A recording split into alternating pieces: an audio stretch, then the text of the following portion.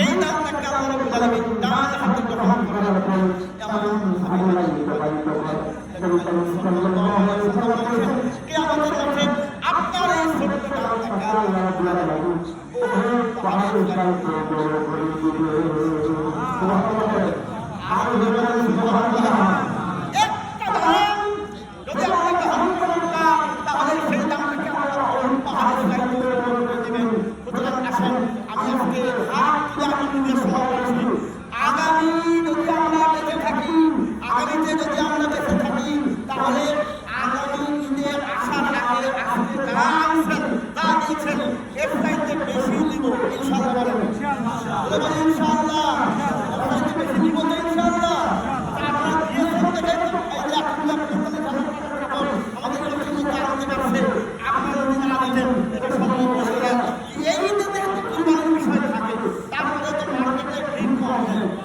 আমি এরপরে দেখলাম আমি বললাম এই ঈদে কোথায় ইয়ে হবে না, তাহলে মার্কেটে এই বিশেষ করে মহিলাদের কাজকে পরিশ্রম করে দেখছি মহিলাদের দ্বারাই আমি গাড়ি করতে পারছি না।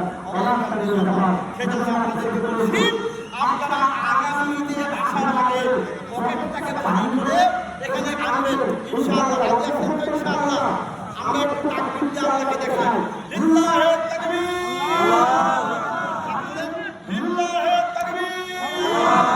আল্লাহ তুমি তাই দেখো, ও আল্লাহ তুমি চেয়ে দেখো এই যে আমাদের মাঠে সমস্ত মুসলিমরা আগামী ঈদে আসার আগে অনেক বেশি টাকা এইখানে দানের নিয়তে আসবে। আল্লাহ তুমি বিনিয়োগ করে নাও। আমরা সবাই আল্লাহ লিল্লাহি তাকবীর।